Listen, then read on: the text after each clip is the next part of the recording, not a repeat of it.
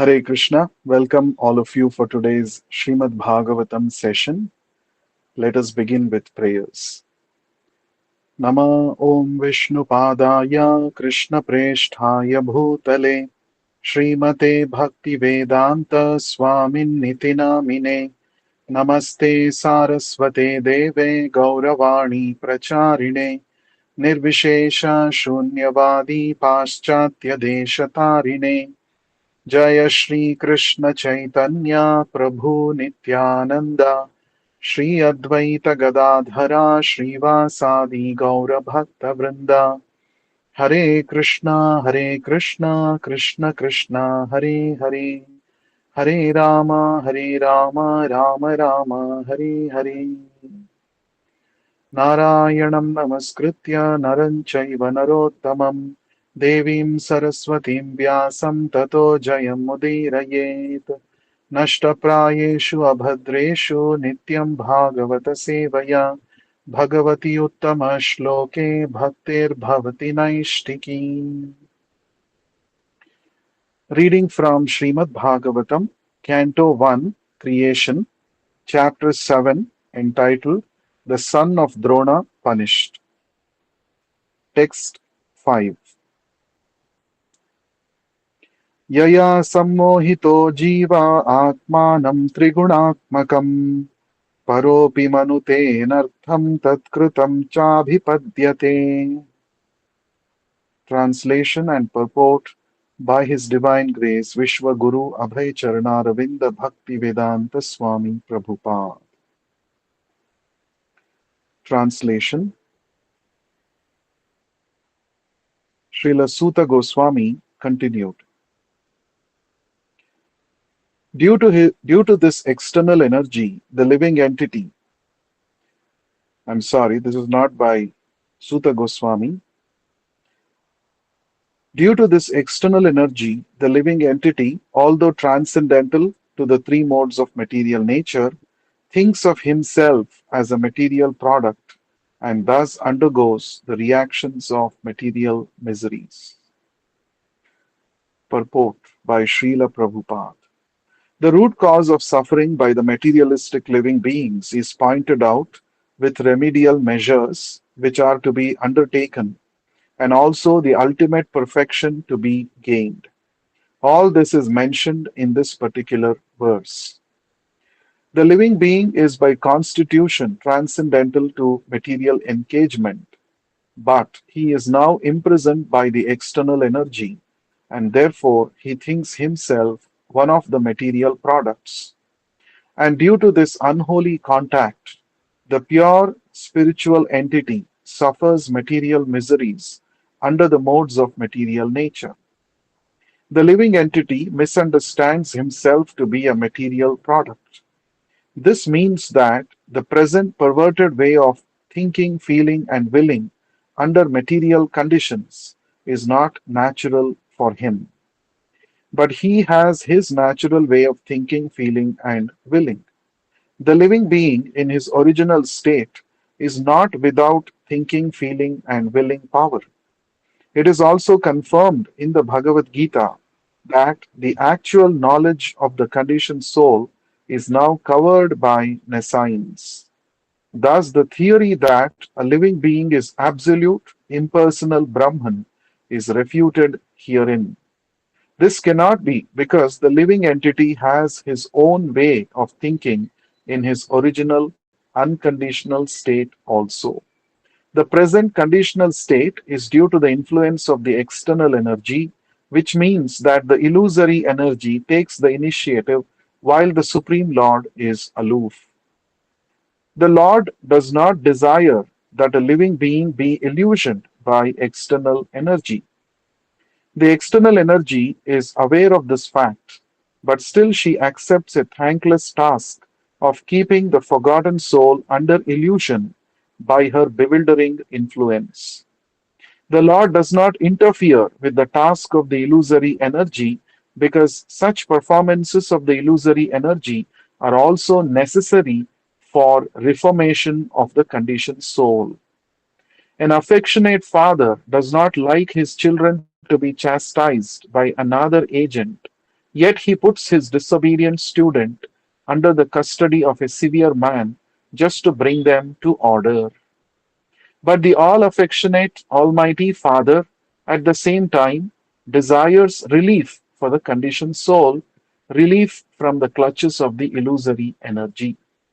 The king puts the disobedient citizens within the walls of the jail, but sometimes the king, desiring the prisoner's relief, personally goes there and pleads for reformation, and on his doing so, the prisoners are set free. Similarly, the Supreme Lord descends from his kingdom upon the kingdom of illusory energy and personally gives relief in the form of the Bhagavad Gita, wherein he personally suggests that although the ways of illusory energy are very stiff to overcome, one who surrenders unto the lotus feet of the Lord is set free by the order of the Supreme. This surrendering process is the remedial measure for getting relief from the bewildering ways of the illusory energy. The surrendering process is completed by the influence of association. The Lord has suggested, therefore, that by the influence of the speeches of saintly persons who have actually realized the Supreme, men are engaged in His transcendental loving service. The conditioned soul gets a taste for hearing about the Lord, and by such hearing only, he is gradually elevated to the platform of respect, devotion, and attachment for the Lord. The whole thing is completed by the surrendering process. Herein also the same suggestion is made by the Lord in his incarnation of Vyasadeva. This means that the conditioned souls are being reclaimed by the Lord both ways, namely by the process of punishment by the external energy of the Lord, and by Himself as the spiritual master within and without.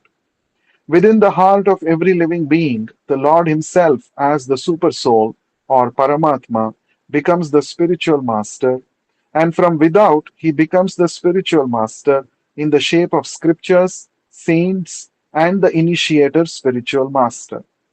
This is still more explicitly explained in the next shloka. Personal superintendence of the illusory energy is confirmed in the Vedas, the Kena Upanishad, in relation to the demigod's controlling power. Herein also it is clearly stated that the living entity is controlled by the external energy in a personal capacity. The living being, thus subject to the control of external energy, is differently situated. It is clear, however, from the present statement of Bhagavatam that the same external energy is situated in the inferior position before the personality of Godhead or the perfect being. The perfect being or the Lord cannot be approached even by the illusory energy who can only work on the living entities. Therefore, it is sheer imagination that the Supreme Lord is illusioned by the illusory energy and thus becomes a living being.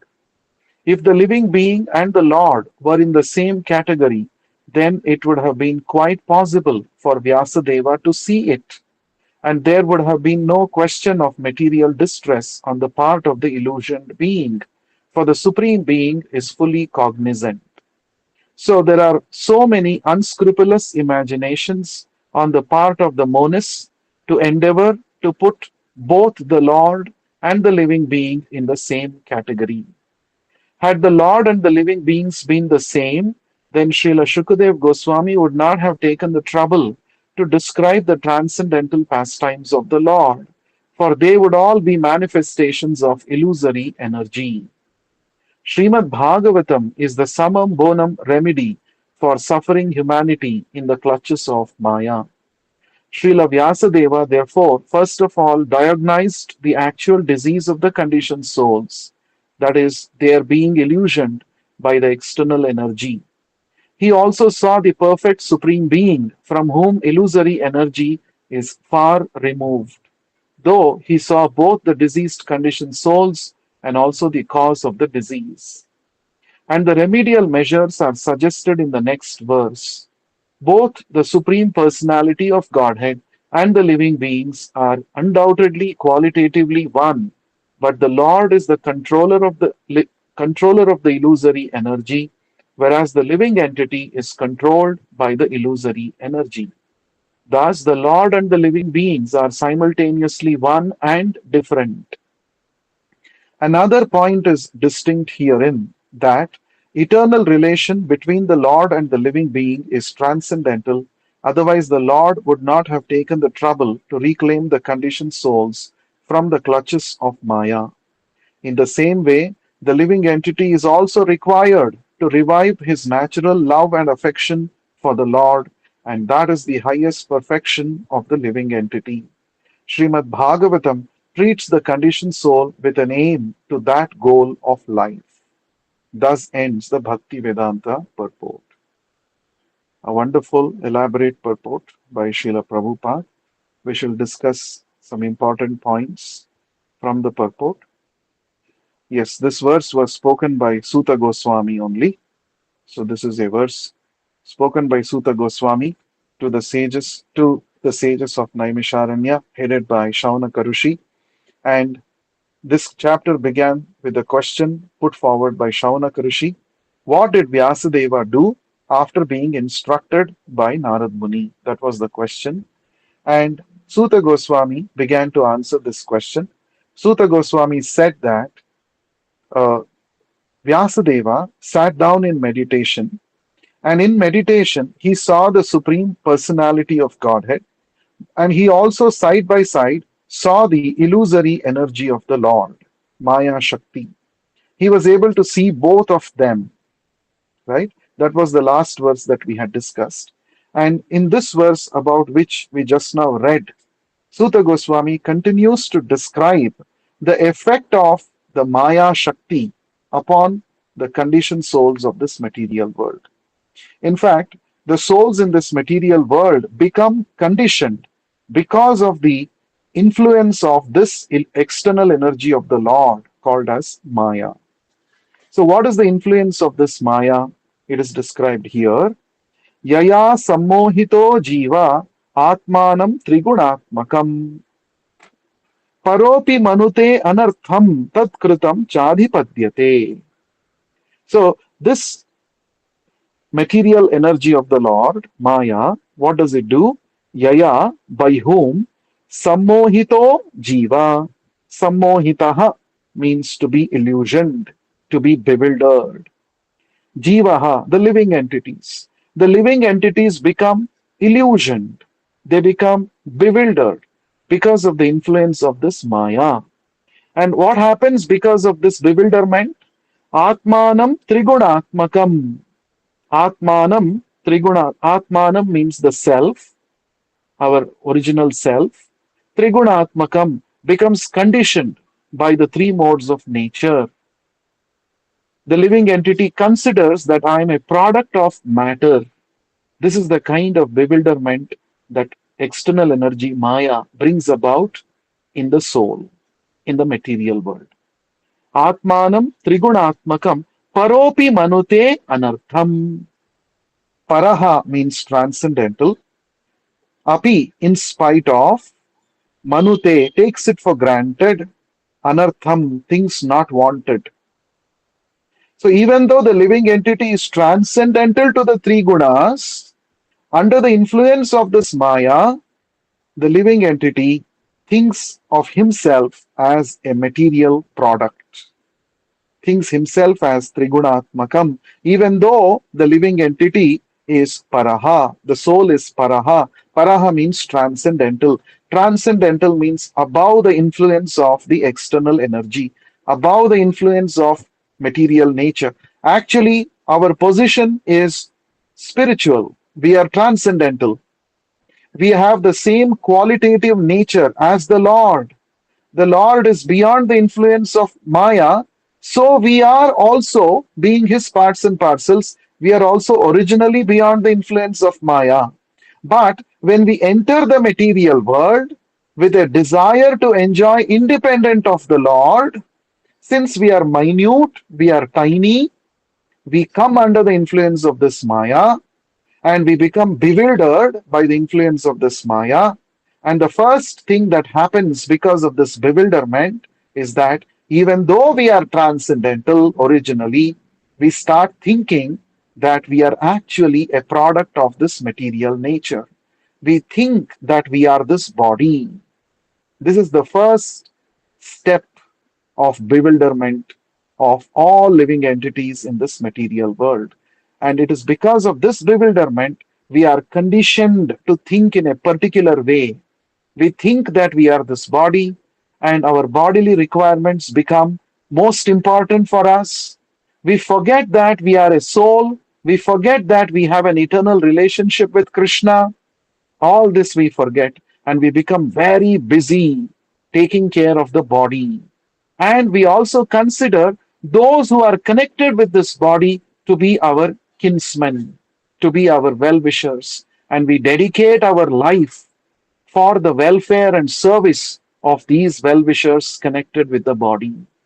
This is what happens when we are bewildered by the influence of Maya. And because of this, what happens? Tat kritam chadhipatyate. Tat kritam, by that, kritam cha, reaction, abhipadyate, undergoes thereof.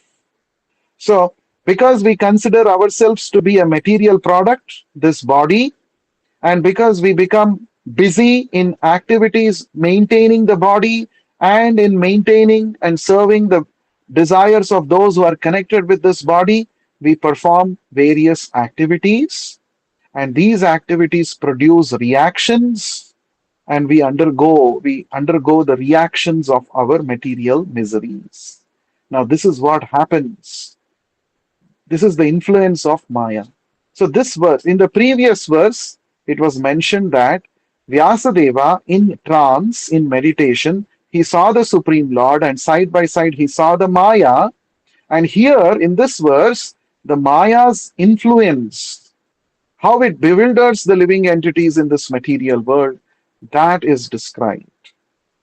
So this is very important for us to know. Just like before going to the doctor, you must actually become aware that I have an ailment.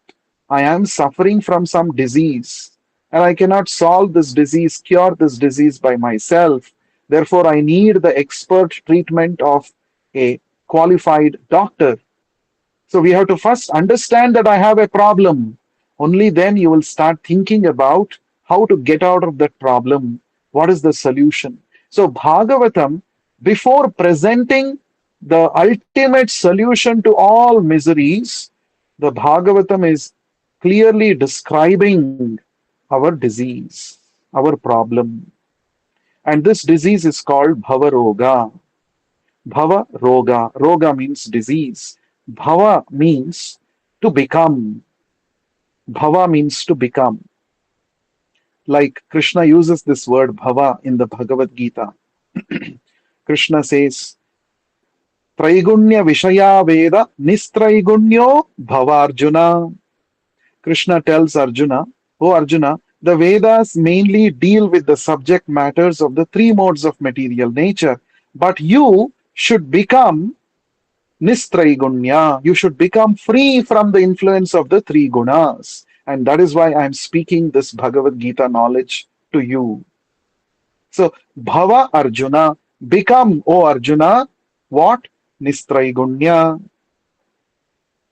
And also in the 11th chapter, Krishna said, Nimitta matram bhava savyasachin. O Savyasachi, O ambidextrous archer, Arjuna, you become an instrument in my hand. Nimitta matram bhava. You become my instrument. So you have to fight this war. And then again Krishna says, Machchitta satatam bhava. Always be conscious of me. Machchittaha, Krishna conscious. Satatam, always. Bhava, become. You become conscious of me always. So you can see the word bhava has been used many times in the Bhagavad Gita. Bhava means to become. Now, why this material disease is called as Bhavaroga? because all of us want to become something which originally we are not. Therefore, this is called Bhavaroga. We want to become a big man in this world. We want to become influential. We want to become a controller of situations and people around us. We want to become an enjoyer of various facilities in this material world. So, this is the disease of becoming.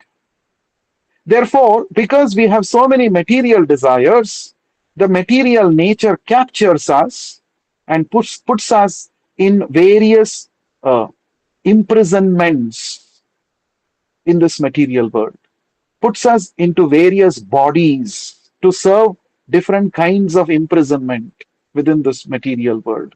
So sometimes we become an aquatic, sometimes we become a tree, sometimes we become a four legged animal, sometimes we become an insect, sometimes we become a bird, sometimes we become a human being, sometimes we become a demigod.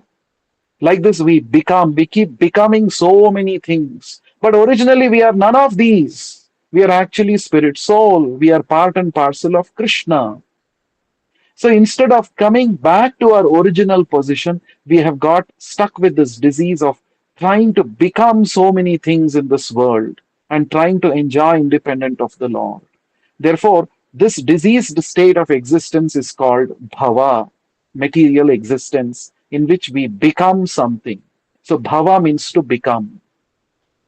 So the what is this cause, original cause of this bhava roga? The original cause is the misuse of our free will.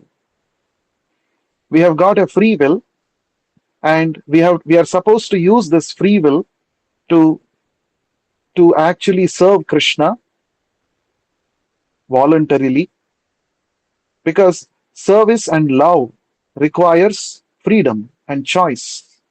That is why we have got this free will. Without freedom and choice, you cannot love somebody. You cannot surrender to Krishna. So therefore, this free will is meant for actually to spontaneously think, feel, and will and serve Krishna in different varieties of ways in the spiritual world. But we have misused this free will. We have thought, why only I should serve Krishna? Why only Krishna should be the center of all attraction? Why always Krishna should be the receiver of all pleasure and service? Why can't I become like Krishna? Why can't I become the receiver of all service? Why can't I become independently enjoyer? So this misuse of our free will has led us to this material existence. Any jiva who is thinking in this way, that I should become independent of Krishna, at once becomes unsuitable to stay in the spiritual world. This is called discordant mentality. Discordant mentality means it is not conducive, it is not in line with Krishna's pleasure, it is not in line with the Vaikuntha consciousness, the spiritual consciousness. This is called discordant mentality. Pratak bhavaha, Bhagavatam uses pratak dhyam. Pratak means separate. So pratak dhyam means a separatist attitude. This expression comes many times in the Bhagavatam. Pratak dhyam, to have a separatist attitude, not having the same vibration for which we are originally meant for. Thinking that my existence is separate from that of the Lord. This is called prathak dhyam, separatist attitude. So the moment we adopt a separatist attitude, because of the misuse of our free will, we become disqualified to remain in the spiritual world. And this is called falling down. We fall down to the material existence. And we get into this influence of Maya, and then we start thinking that I am this body, and this is called Bhavaroga. So we are all suffering from Bhavaroga. And every disease has got symptoms, isn't it, by which the disease can be identified. So, what is the symptoms? What are the symptoms of this disease? Hmm? So, Krishna describes Janma, Mrityu, Jara, Vyadhi, Dukkha, Doshanu, Darshan, Dukkha, the miseries of birth, death, old age, and disease. These are the symptoms of Bhavaroga. Repeatedly, we have to go through birth, we have to go through old age, we have to go through the miseries of diseases, and we have to go through death. And again, repeat the same thing. And also, we undergo three kinds of miseries: Adhyatmika Klesha, Adi Bhautika Klesha, and Adi Daivika Klesha. So, Durga Devi, she is the superintendent of this material world. This material world is like a fort, it is not easy to escape. Durga means fort. And Durga Devi, she is none other than Mahamaya, the external energy of the Lord. And she has been appointed by the Lord to take care of this material world, which is like a prison house, a very strong fort, which is not easy to escape. And this Durga Devi, she is holding a Trishula with three prongs. She is holding a Trishula, and the three prongs of the Trishula signify these three miseries, these three kleshas. Adhyatmika klesha means misery. Adhyatmika klesha, adhibhautika klesha, adhidaivika klesha. Misery is caused because of our own body and mind. Misery is caused by other jivas in this material world, and misery is caused by the higher forces of nature, the devatas. So, three kinds of miseries are inflicted upon all the conditioned souls in this material world by Durga Devi. And why is Durga Devi doing this? She is doing it on the order of Krishna. That's interesting. She is not doing it by herself. She has been ordered by Krishna to do this. Now we may think, we say Krishna is Karuna Sindhu. He is an ocean of mercy. And why is he asking Durga Devi to inflict miseries upon all of us? So Srila Prabhupada gives a beautiful example, analogy here in this purport. Prabhupada gives the example of, let us read this. We have read just now. Again, I would like to read. So, what is that example Prabhupada gives here in this purport? Yes, here it is. Yeah. The Lord does not desire that a living being be illusioned by external energy. The external energy is aware of this fact, but still she accepts a thankless task of keeping the forgotten soul under illusion by her bewildering influence. So, Durga Devi or Maya Devi is doing a thankless job. Thankless means what? No one will thank somebody if they are causing miseries to us, isn't it? But still she is doing. Why she is doing? Because she has been ordered by the Lord to do so. And she is doing this because she does not want those souls who have not developed love and devotion towards Krishna to disturb Krishna in the spiritual world. So, all those souls who are rebelled against the Lord in the spiritual world, who don't want to cooperate with the Lord's enjoyment and thus experience real enjoyment, so they have been put into this prison house, and Durga Devi is taking care of this prison house, and she is doing the thankless task of keeping all such forgotten souls, rebellious souls, under illusion. Right? And here Prabhupada says, the Lord does not interfere with the task of the illusory energy because such performances of the illusory energy are also necessary for reformation of the conditioned soul. You see, why Krishna has sanctioned such a thing to happen? Why Krishna has sanctioned miseries for all of us in the hands of Durga Devi? Because he actually wants us to become reformed. Reformation is required. Why are criminals put in the prison house and subjected to various kinds of punishments there? Is the government a sadist government? No, they're not sadists, but they actually want the good of all the citizens. And these citizens, they have performed criminal activities and they must be learning a good lesson They must become reformed. They should come to an understanding that what I did is wrong. I should not repeat this mistake again. That is why the government subjects those criminals who are also citizens of the government so that they become reformed. In the same way, this the Lord has sanctioned all these miseries for this conditioned souls because He's very affectionate towards us. He wants to reform us. Reformation is possible only when we go through some severe experiences. लातों के भूत बातों से नहीं मानते, it is said. For some people, if you just tell in good words, they will listen. But there are some people who are very rebellious and they don't actually consider the good words. So therefore, they have to go through a certain miserable condition. And when they go through repeated miseries, they start questioning why miseries are coming to my life. Why me? This question we always ask. Why me? Why miseries are coming to me?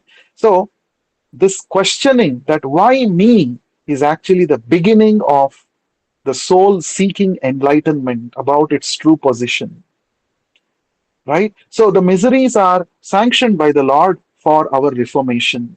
And Prabhupada gives a wonderful analogy here. An affectionate father does not like his children to be chastised by another agent, yet he puts his disobedient children under the custody of a severe man just to bring them to order.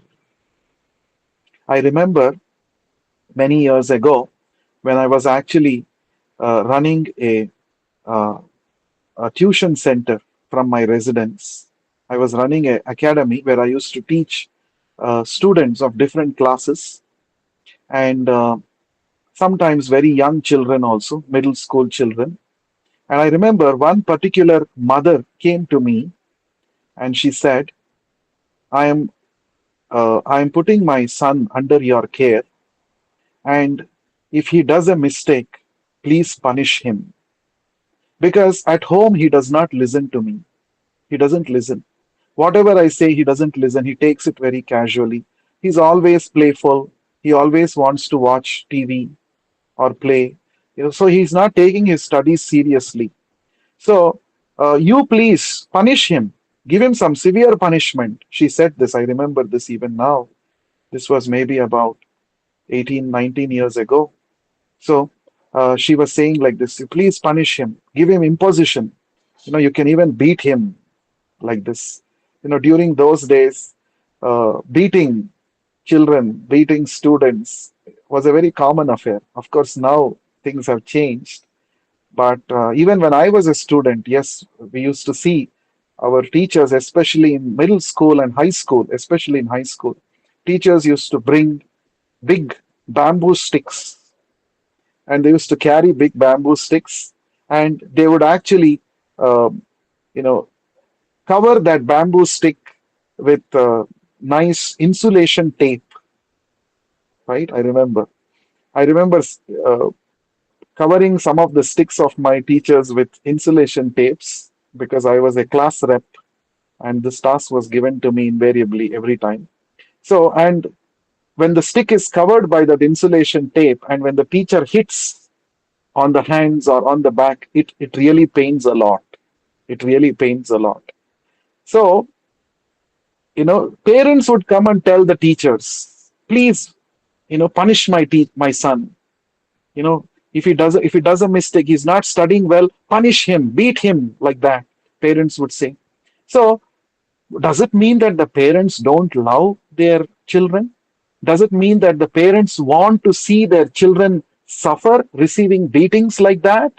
Is that the intention? No, that's not the intention. That is actually the parents are telling the teachers to punish their children out of affection for their children. The parents do not want the children to become lazy, to simply while away time. You know, they want them to become responsible. So they think that this kind of a punishment can wake them up and can make them a better student. That is their intention. So, in the same way, here Prabhupada is saying, an affectionate father does not like his children to be chastised by another agent, Yet he puts his disobedient children under the custody of a severe man just to bring them to order, just to bring them to order. But the Almighty, affectionate Almighty Father at the same time desires relief for the conditioned soul, relief from the clutches of the illusory energy. Another example Prabhupada is giving here. The king puts the disobedient citizens within the walls of the jail, but sometimes the king, desiring the prisoner's relief, personally goes there and pleads for reformation, and on his doing so, the prisoners are set free. Right? Even now, the practice is prevalent.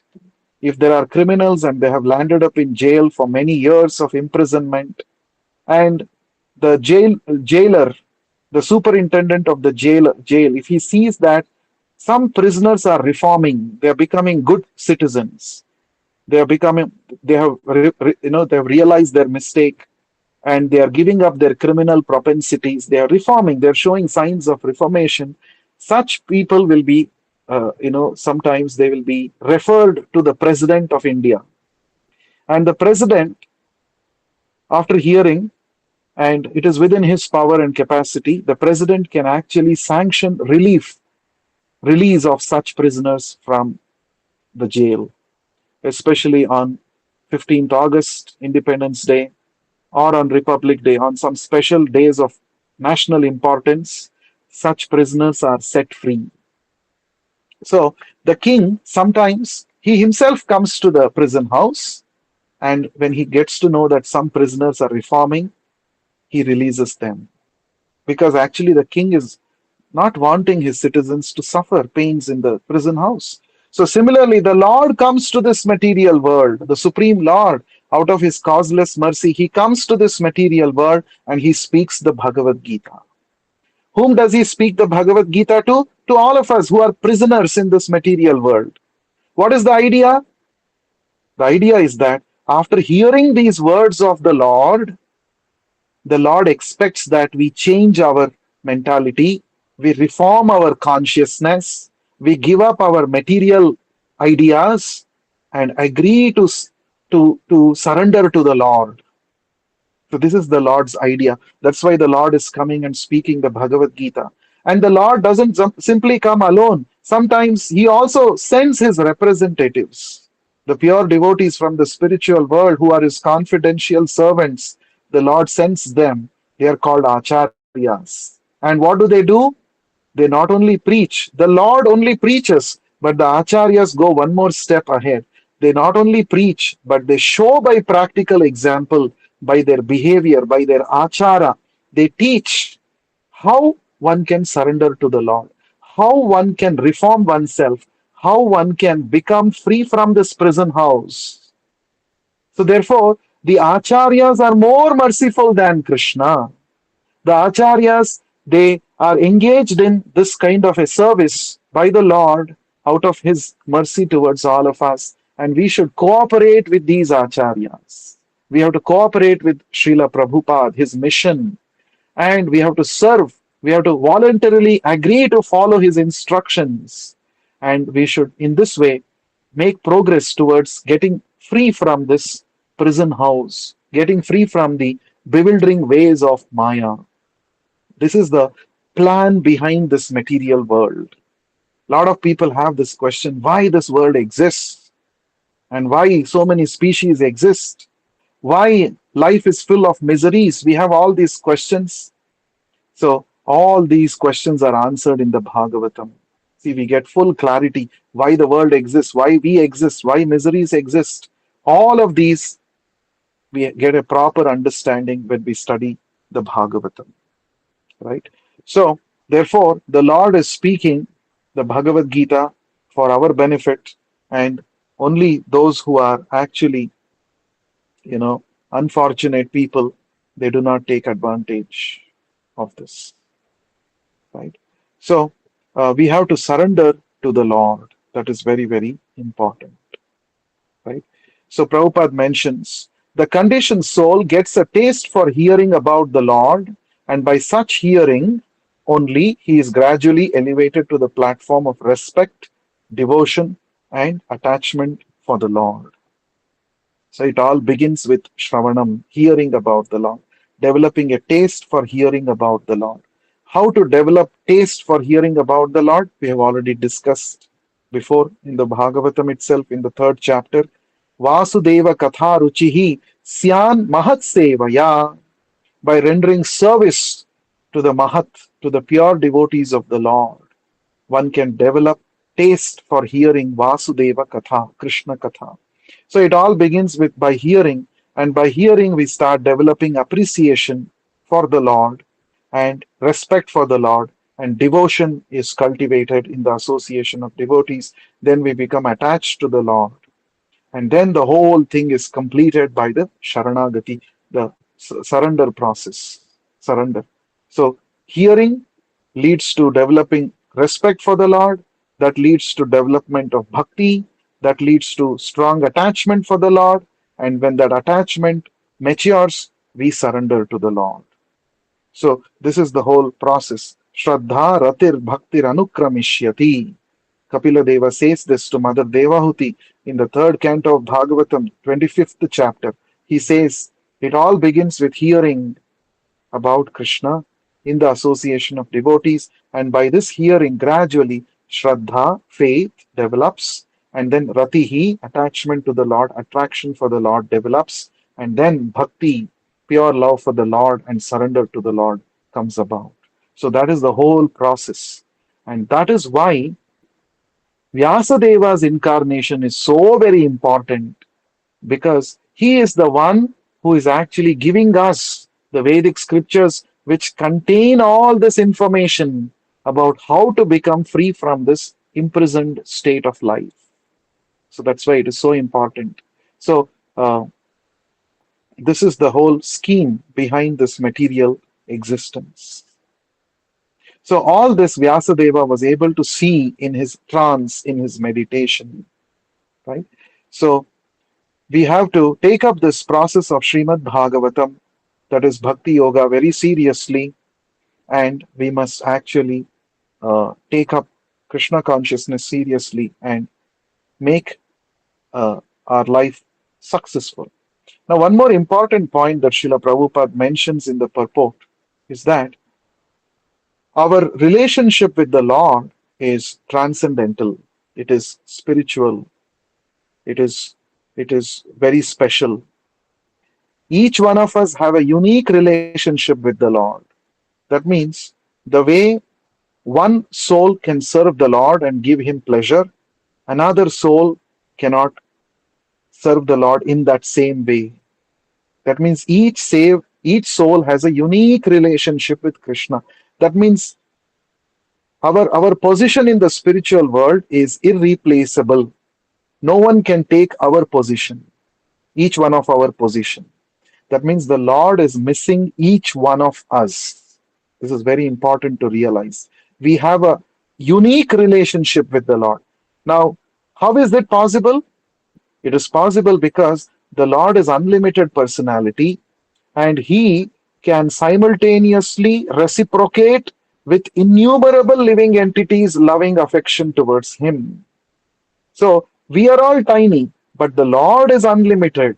The Lord can enjoy eternal relationships, loving relationships, unique relationships with innumerable living entities simultaneously. So, since He is missing us, missing each one of us, that is why He is coming to this material world to reclaim us, to speak the Bhagavad Gita out of His affection towards us. He's missing us so much. Not only he comes once, he comes as many, many incarnations. He sends his confidential servants, the devout acharyas, to reclaim the souls back to Godhead. So he's missing each one of us. Otherwise, he would not have taken the trouble of coming to this material world. There is one more point that Prabhupada mentions in the purport. Another point here Prabhupada mentions that, yeah, this is what I said. Another point is distinct herein, that eternal relation between the Lord and the living entity is transcendental. Otherwise, the Lord would not have taken the trouble to reclaim the conditioned souls from the clutches of Maya. Right? So, that point we already discussed. So let us go to the next verse, verse 6. अनर्थोपशमं साक्षात् भक्तियोगमधोक्षजे लोकस्या जानतो विद्वांश्चक्रे Satvata संहिताम्. Translation and purport by Vishwaguru Srila Prabhupada. So in the previous shloka, the problem was stated. In this shloka, the solution is given. Translation: the material miseries of the living entity, which are superfluous to him, can be directly mitigated by the linking process of devotional service.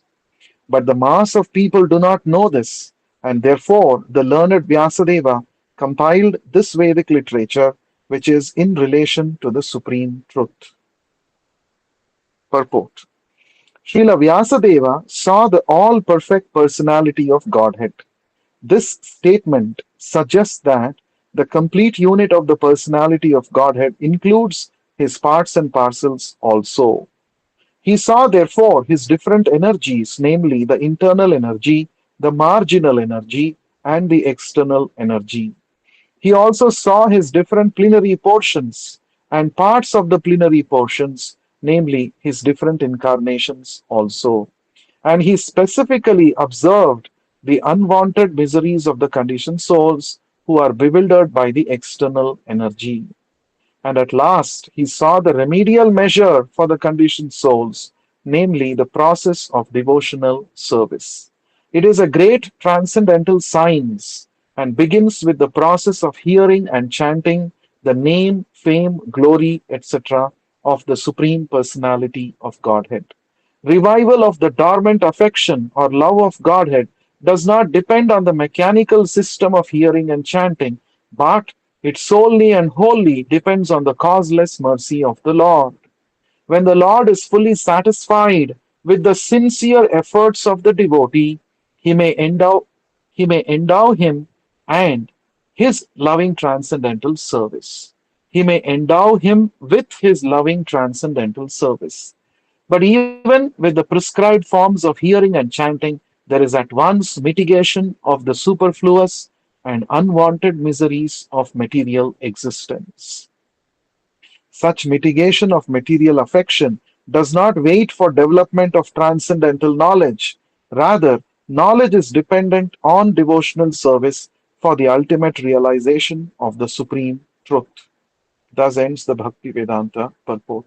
This is a very, very important verse. We should learn this verse because this verse is one of the key verses in the Bhagavatam which propounds the actual solution to all our miseries.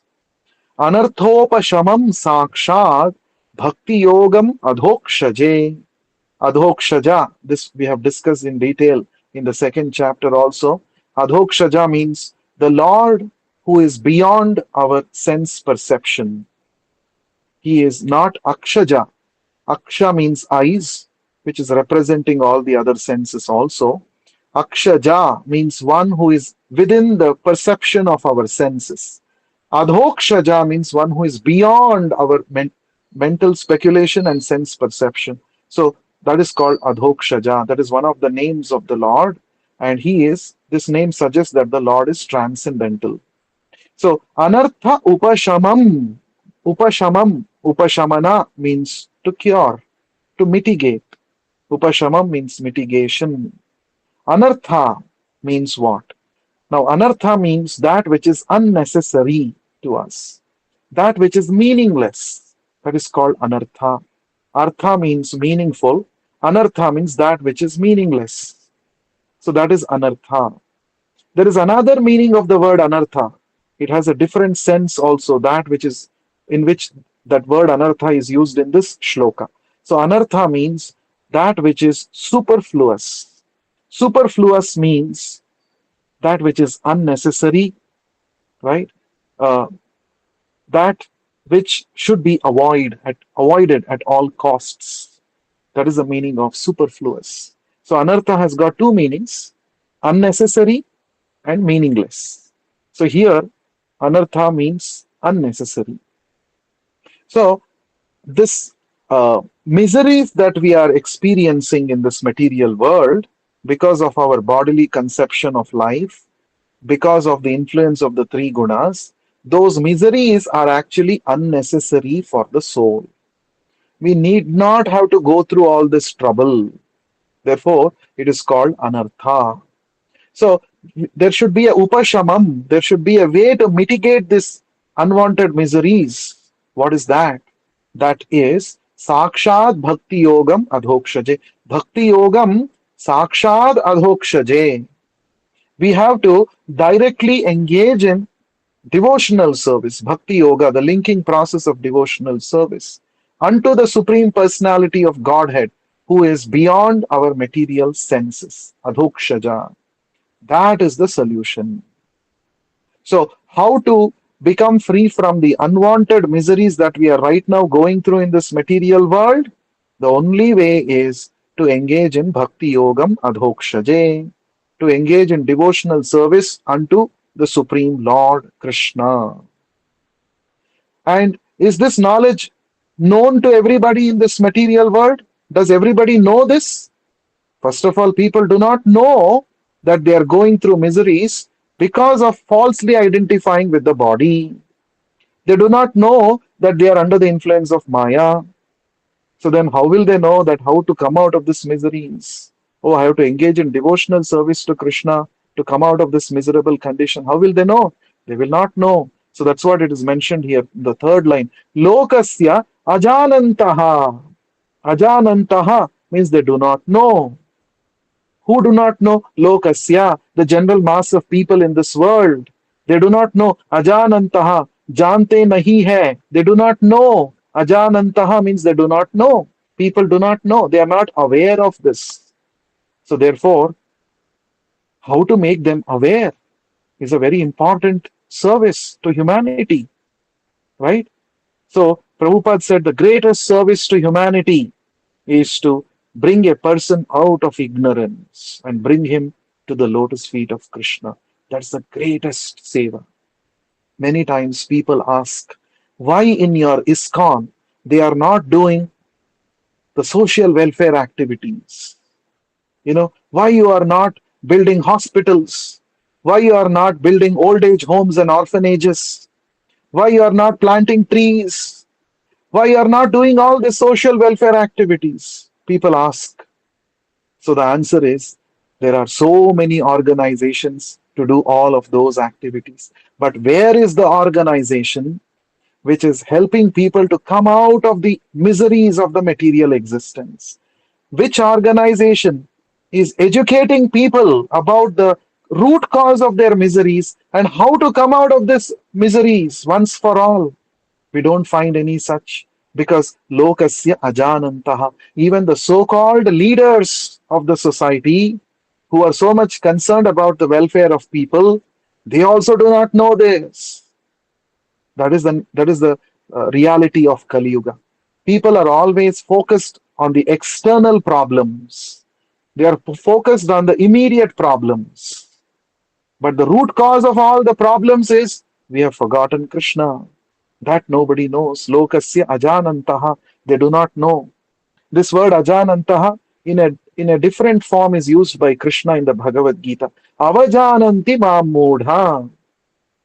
The same. Avajananti ajanantaha. Both mean the same. They do not know. So Krishna says, Avajananti mam mudha manushim tanumashritaha.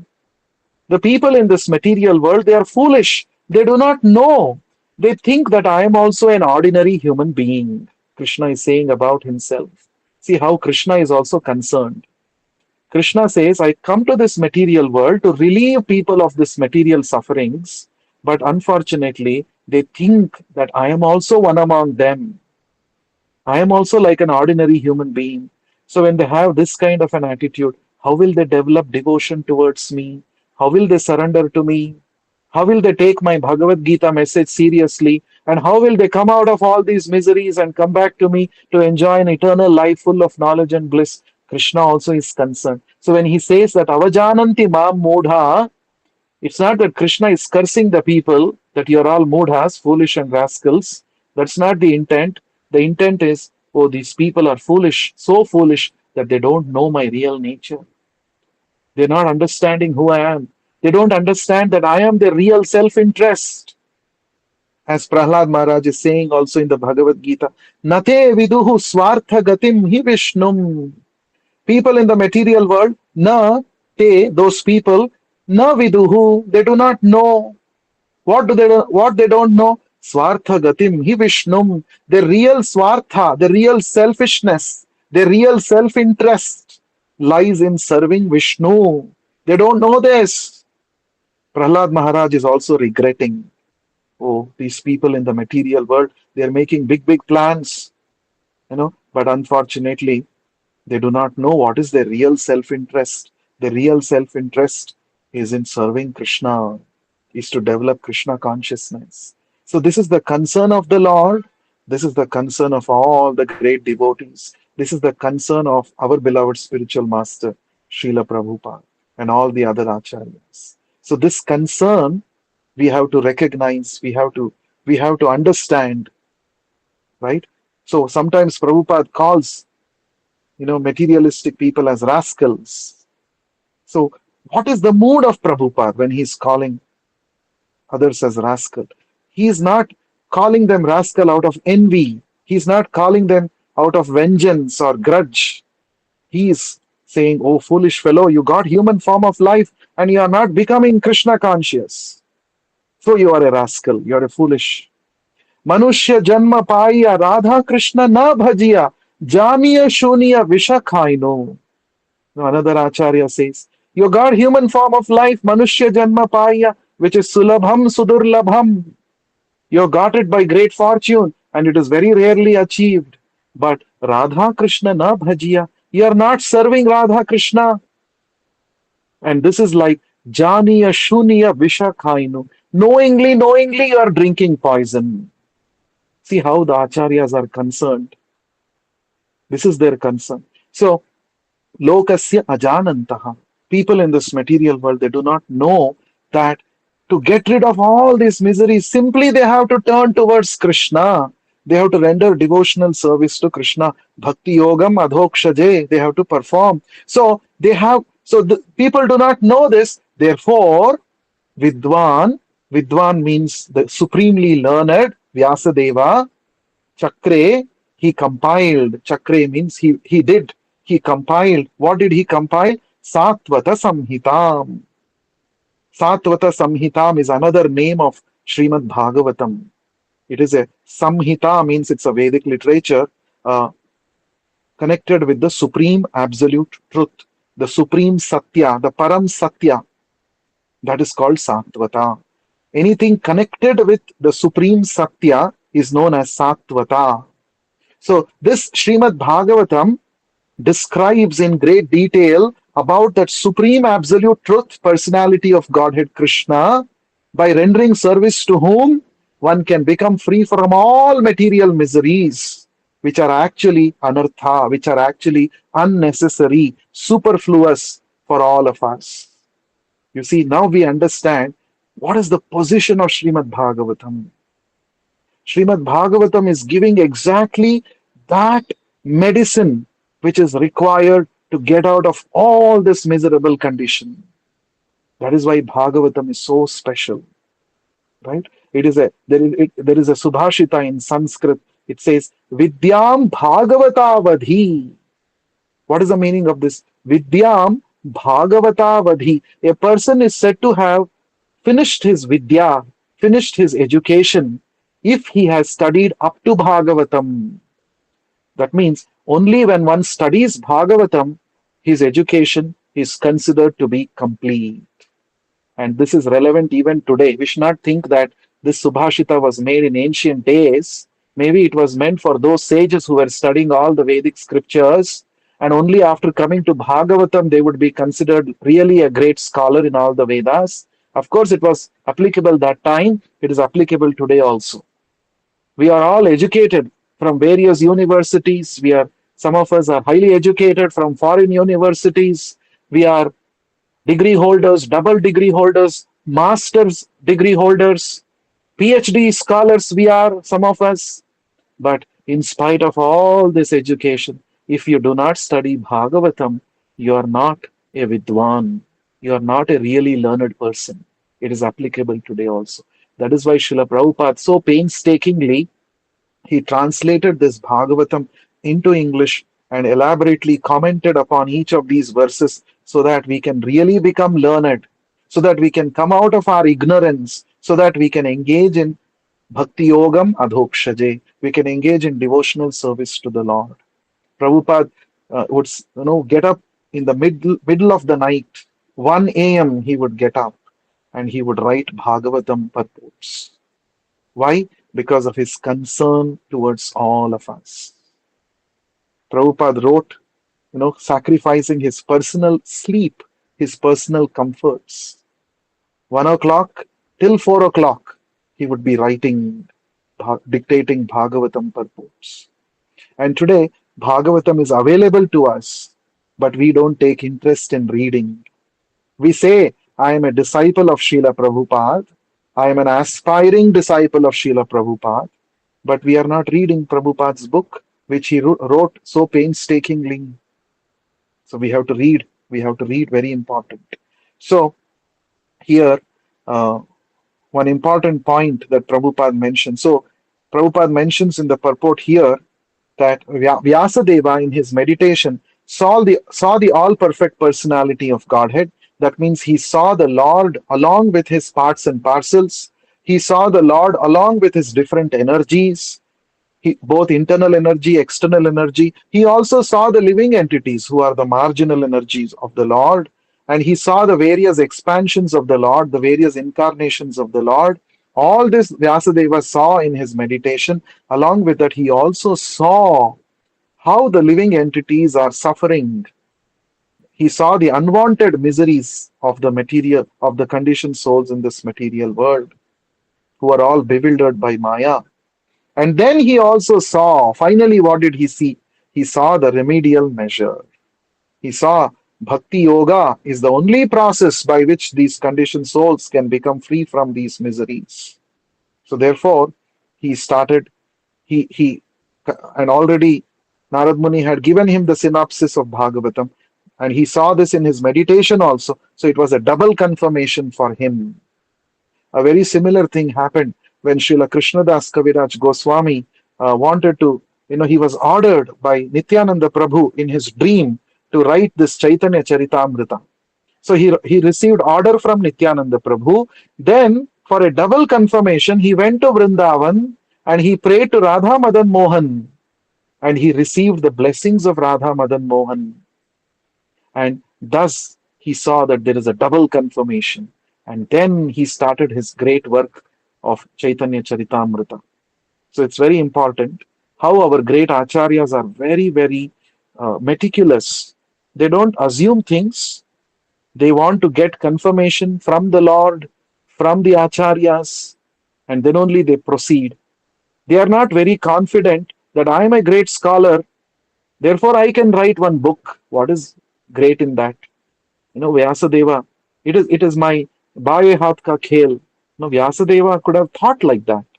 Vyasadeva could have thought, see, I'm a Sanskrit scholar. I have already written so many books. I have written the world's biggest poetry, longest poetry, Mahabharata. So another book is there, another book I can write. What's the big deal in that? Vyasadeva did not think like that. So he could have also thought that Narad Muni has told me the synopsis, therefore I will start expanding it myself. No, he sat down in meditation. He pleaded the Lord for blessings, right? So then he saw all of these by the Lord's mercy. He was able to picturize all of this in his meditation. And then he got an idea. Yes, this is what I should write. This is what Narad Muni also had told me. And this is what I am seeing in my meditation also. That means the Lord really wants me to write this Bhagavatam, and so that the suffering souls in this material world can be freed from their unwanted miseries. So this is real humility. You can see the humility of Vyasadeva, humility of Krishnadas Kaviraj Goswami, and all the other acharyas. So one last point I will say and close the session. So the point that Prabhupada mentions here is revival of the dormant affection or love of God does not depend on the mechanical system of hearing and chanting, but it solely and wholly depends on the causeless mercy of the Lord. When the Lord is fully satisfied with the sincere efforts of the devotee, he may endow him with his loving transcendental service. Very important point. We are all doing sadhana, we are called sadhakas. Is it that because we are so intensely doing sadhana and we are so nicely chanting and hearing, on the strength of our personal practice, Krishna will take us back to Godhead? No, it is not because of our personal practice. First of all, we don't have that strong determination also. But even if one has a strong determination and practices hearing and chanting, it is not through our mechanical endeavors that we can please Krishna. When we are chanting, when we are doing our sadhana, it's an indication to the Lord, it's an indication to Guru and Krishna that yes, I am really interested in achieving Krishna. It's an indication. And we are only putting our efforts to show that I'm really serious about achieving Krishna in this life. Now, when the Lord sees our sincere efforts, then the Lord will bless us with pure devotional service. He will bless us with Krishna Prema. He will bless us with Shuddha Bhakti, right? So then only we can actually become qualified to go back to the spiritual world and once again join Krishna as one of his eternal associates. Another point that Prabhupada mentions, but even if the prescribed forms of hearing and chanting, even with these prescribed forms of hearing and chanting, there is at once mitigation of the superfluous and unwanted miseries of material existence. Right? Such mitigation of material affection does not wait for development of transcendental knowledge. Rather, knowledge is dependent on devotional service for the ultimate realization of the supreme truth, Prabhupada writes. So, even if one has not attained pure devotional service, even in the sadhaka stage, in the beginner neophyte stage also, when we sincerely chant and hear, it actually brings about a mitigation of superfluous and unwanted miseries. That is why Krishna also says, Susukam kartum avyayam. This process of bhakti yoga is joyfully performed. So even in the beginning stage also we can experience freedom from miseries. Right? So in the uh, in the Bhakti Rasamrita Sindhu, Rupa Goswami begins by describing the 6 characteristics of pure devotional service. And one of the characteristics he mentions is pure bhakti is kleshagni. Kleshagni means the destroyer of all miseries. So, by taking up the process of devotional service, which is joyfully performed, even in the beginning stages, a neophyte devotee can experience bliss, can experience freedom from miseries, but only qualification is we must be sincere in executing devotional service exactly the way the spiritual master has told, without concocting, without inventing our own process. We have to exactly follow in the footsteps of the previous acharyas, exactly execute the instructions of the spiritual master. Then we can actually experience bliss even in the neophyte stage. And the bliss simply keeps increasing, and as one progresses and as one reaches the perfectional stage of pure devotional service, one is immersed in an ocean of bliss. Anandam Buddhi Vardhanam. That is what Chaitanya Mahaprabhu says. So Prabhupada says our process of Krishna consciousness means to become happy. So how to become happy? By engaging in devotional service sincerely. We will close here. We will continue in the next session. ग्रंथरा Shrimad Bhagavatam की जय, विश्व गुरु श्रील प्रभुपाद की जय. हरे कृष्ण.